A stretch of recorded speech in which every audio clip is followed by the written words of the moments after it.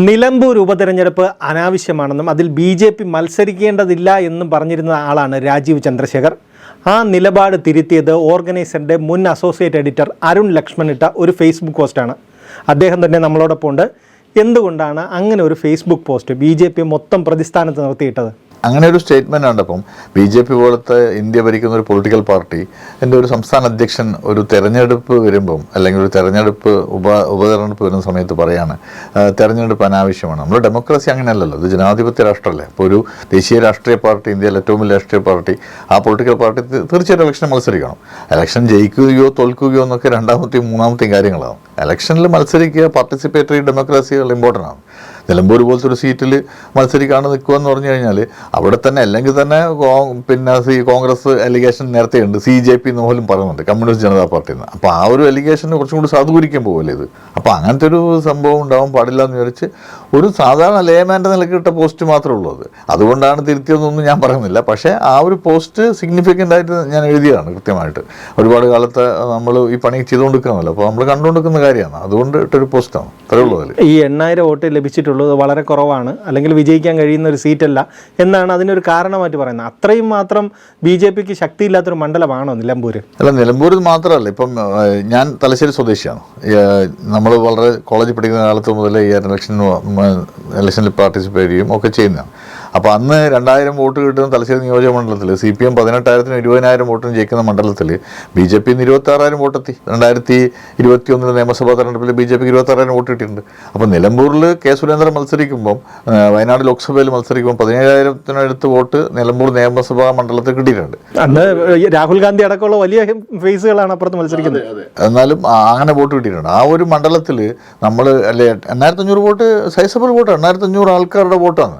പിന്നെ ഇവർ പറഞ്ഞ വേറൊരു റീസൺ എന്താണെന്ന് വെച്ചാൽ ലോക്കൽ ബോഡി പോൾസ് വരിക, എന്നല്ല പഞ്ചായത്ത് തെരഞ്ഞെടുപ്പ് വരുവാണ്. പഞ്ചായത്ത് തെരഞ്ഞെടുപ്പിന് പ്രിപ്പറേഷന് വേണ്ടിയിട്ടാണ് ഇതിൽ.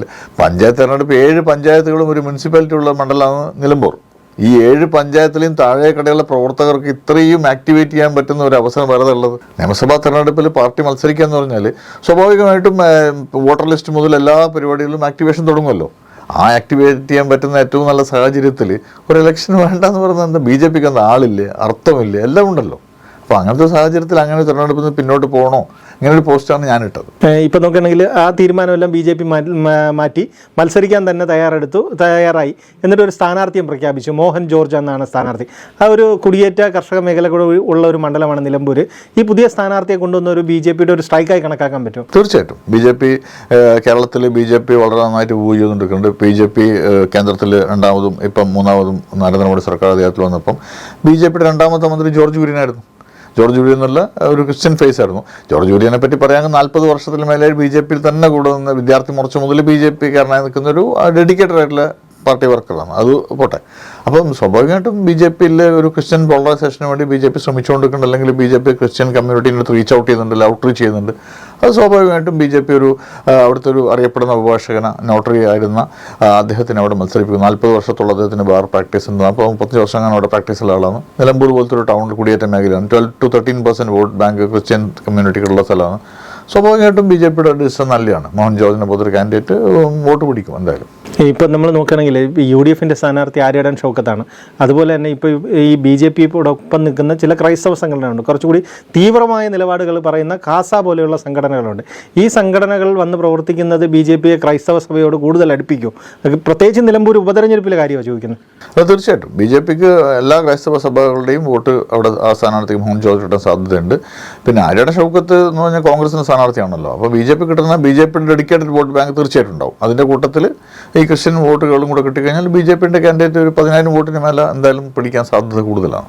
ഇപ്പോൾ ഈ ഒരു ബി.ജെ.പി. ഇങ്ങനെ വന്ന ഒരു ക്രൈസ്തവ ഫേസിനെ കൊണ്ട് നിർത്തുമ്പോൾ ഭിന്നിക്കാൻ പോകുന്നത് UDF വരേണ്ട ഒരു വോട്ട് ബാങ്കാണ്. അപ്പോൾ അത് UDF ഒരു സാധ്യതയെ മങ്ങിപ്പിക്കുന്നുണ്ടോ? സാധ്യതയുണ്ട്. ഈ ഇലക്ഷൻ കുറച്ച് ദിവസം കൂടെ കഴിഞ്ഞാൽ അതിൻ്റെ ഒരു ട്രെൻഡ് എങ്ങനെയാണ് പോകുന്നത് മനസ്സിലാവുള്ളൂ. എന്നാലും UDF അത് ബാധിക്കാൻ സാധ്യതയുണ്ട്. കാരണം UDF വോട്ടുകളാണല്ലോ. പ്രത്യേകിച്ചിട്ട് PV അൻവറിനെ പോലത്തെ ഒരു നേതാവ് ആദ്യം മുതലേ പറയുന്നുണ്ട് ജോയിനെ പോലത്തെ ഒരു കാൻഡിഡേറ്റിനെ മത്സരിപ്പിക്കണം, ഒരു ക്രിസ്ത്യൻ സെറ്റിലറിനെ മത്സരിപ്പിക്കണം. കാരണം അദ്ദേഹത്തിന് കുറച്ചുകൂടെ അവിടുത്തെ സെറ്റിൽമെൻറ്റിൻ്റെയും അവിടുത്തെ വന്യജീവി ആക്രമണത്തിൻ്റെ ഒക്കെ കാര്യത്തിന് വേണ്ടി നന്നായി സംസാരിക്കാനും നന്നായി പ്രവർത്തിക്കാനും പറ്റുന്ന ആളാണ്.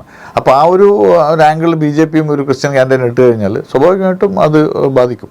കോൺഗ്രസ് കാൻഡിഡേറ്റിനെ ബാധിക്കും.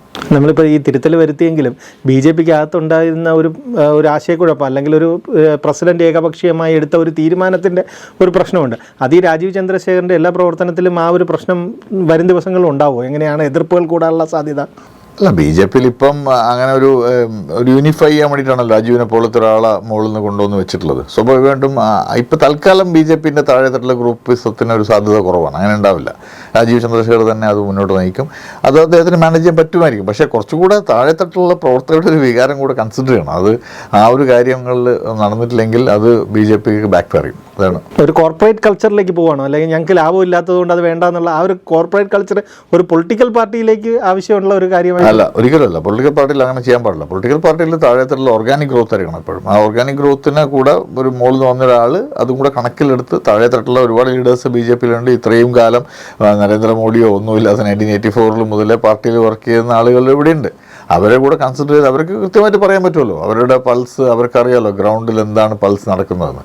വെറുതെ ഈ പാർട്ടി മോഡി സർക്കാർ വന്നുകൊണ്ടൊന്നും ഇവിടെ വന്ന് പ്രവർത്തകരൊന്നും അല്ലല്ലോ. നേരത്തെ മുതലേ ഈ പാർട്ടിയിൽ മാത്രമല്ല, കേരളം പോലത്തെ ഒരു സംസ്ഥാനത്ത് അന്ന് മുതലൊരു പ്രവർത്തകർ എന്ന് പറഞ്ഞാൽ രക്തവും വേർപ്പും ഒക്കെ ഒരുപാട് ചീന്തിയിട്ടുള്ള ആൾക്കാരാണ്. നിരവധി ബലിദാനികളെ കൊടുത്തുള്ള ഒരു പ്രസ്ഥാനമാണ് കേരളത്തിൽ BJP ഒരു ഫൈൻ മോർണിംഗ് ഇലക്ഷന് മത്സരിക്കില്ല എന്നൊക്കെ പറയുമ്പോൾ അങ്ങനത്തെ ഒരു സ്റ്റേറ്റ്മെൻറ്റ് എടുത്താൻ പറ്റില്ല. അത് കോർപ്പറേറ്റ് കൾച്ചറൊന്നും പോകാൻ പറ്റില്ല BJPക്ക്. അങ്ങനെ കേരളത്തിൽ പോകാൻ പറ്റുന്ന സാധ്യത വളരെ കുറവാണ്. ഈ സംഘപരിവാർ ഈ രാജീവ് ചന്ദ്രശേഖരൻ്റെ ഈ ശൈലിയെ തിരുത്താനുള്ള ഒരു ഇടപെടൽ നടത്തുമോ? അല്ല, സ്വാഭാവികമായിട്ടും സംഘപരിവാറിനകത്തുനിന്ന് സംസാരങ്ങളൊക്കെ ഉണ്ടാവുമല്ലോ. BJPയിൽ ഡയറക്റ്റ് ഇൻ്റർവെൻഷൻ നടത്തുന്നില്ലെങ്കിൽ കൂടെ BJPനെ കുറിച്ചിട്ട് സംഘപരിവാറിന് കൃത്യമായ കൺസേൺ ഉണ്ടാവില്ല. അതിൻ്റെ പൊളിറ്റിക്കൽ ആമല്ലേ, രാഷ്ട്രീയ സ്വയംസേവക സംഘത്തിൻ്റെ പൊളിറ്റിക്കൽ ആമെന്ന് തന്നെ പറയാമല്ലോ BJPയെ കുറിച്ചിട്ട്. BJP പക്ഷേ കേരളത്തിലിപ്പം BJPക്ക് ഒരു സംഘടനാ സെക്രട്ടറി ഇല്ല. സംഘടനാ സെക്രട്ടറിയാണ് RSSൻ്റെ പ്രചാരകന്മാർ സാധാരണ വരിക. അതില്ല. അത് വരുമായിരിക്കും. അത് വന്നു കഴിഞ്ഞാൽ കുറച്ചും കൂടെ പാർട്ടീൻ്റെ മുകളിൽ അതിന് കൺട്രോൾ ഉണ്ടാവും. ഈ ഘട്ടം ഘട്ടമായി ഒരു വളർച്ചയുടെ സ്റ്റേജിലാണ് BJP. നമ്മളിപ്പം നോക്കുകയാണെങ്കിൽ കഴിഞ്ഞ ലോക്സഭാ തെരഞ്ഞെടുപ്പിൽ തന്നെ നിരവധി സീറ്റുകളിലാണ് നിയമസഭാ മണ്ഡലങ്ങളിൽ മുന്നിൽ വന്നത്. ആ ഒരു മേൽക്കോയ്മ നിലനിർത്തുന്ന പ്രവർത്തനങ്ങൾ കുറച്ചുകൂടി പ്രവർത്തകരുടെ ഇടയിലേക്ക് ചെല്ലുക, അല്ലെങ്കിൽ ആൾക്കാരെ BJPയോട് അടുപ്പിക്കുക. അതിന് പകരം ഈ ഒരു പ്രവർത്തക കൺവെൻഷൻ എന്ന് പറഞ്ഞ് തിരുവനന്തപുരം മുതൽ കാസർഗോഡ് വരെ നടന്ന് പ്രസംഗിക്കുകയും അത്തരം പ്രവർത്തികളെ കൂടുതൽ വേണ്ടത് ആൾക്കാരെ ആകർഷിക്കുന്ന പ്രവർത്തനങ്ങളല്ലേ? അത് നടക്കുന്നെന്ന് പറയാൻ പറ്റുമോ? അല്ല, എനിക്ക് തോന്നുന്നത് ഈ കൺവെൻഷനുകൾ ആവശ്യമാണ്. കാരണം സംസ്ഥാന അധ്യക്ഷനെ എല്ലാ ജില്ലകളിലും എല്ലാ ജില്ലയിലത്തെ പ്രവർത്തകരുടെയും അവതരിപ്പിക്കുന്നത് ആവശ്യമാണല്ലോ. അതിനുശേഷം ഈ കാര്യങ്ങൾ നടത്തണം. BJPനെ ഒരുപാട് ജനങ്ങൾ പ്രതീക്ഷിക്കുന്നുണ്ട്. കേരളത്തിലെ സാധാരണ ആളുകൾ പ്രതീക്ഷിക്കുന്നുണ്ട്. അതിൻ്റെ ഭാഗമാണല്ലോ 19.4% വോട്ട് 2024 ലോക്സഭാ തെരഞ്ഞെടുപ്പിൽ BJP കിട്ടിയിട്ടുണ്ട്. 2021 തന്നെ 13 കിട്ടിയിട്ടുണ്ട്. അപ്പം BJP ഒരു ഗ്രോത്ത് ട്രജക്ടറിയിലാണ്. പിന്നെ BJPക്ക് പറയാൻ ഒരുപാട് കാര്യങ്ങളുണ്ട്. സെൻട്രൽ ഗവൺമെൻറ് വികസന പദ്ധതികൾ മാത്രം ഇവിടെ താഴെത്തട്ടിൽ പറഞ്ഞാൽ മതി. അത് പറയണം. താഴെത്തട്ടിൽ ശ്രീത്ത് ചോദിച്ചത് കറക്റ്റാണ്. താഴെത്തട്ടിൽ നമ്മൾ പ്രവർത്തിക്കണം. പക്ഷേ സംസ്ഥാന അധ്യക്ഷനൊന്ന് തീർച്ചയായിട്ടും അവതരിപ്പിക്കണം സംസ്ഥാന തലത്തിൽ. അത് അവർ ചെയ്തിട്ടുണ്ട്. ഈ നിലമ്പൂർ ഒരു 10,000-നോ ഒരു 12,000-നോ മേലുള്ള വോട്ട് നേടി ഒരു മികച്ച പ്രകടനം നടത്തിയാൽ അത് ഈ തദ്ദേശ തെരഞ്ഞെടുപ്പിലും നിയമസഭാ തെരഞ്ഞെടുപ്പിലും ഒക്കെ BJPക്ക് ഒരു ഊർജ്ജമായി മാറുമോ? തീർച്ചയായിട്ടും.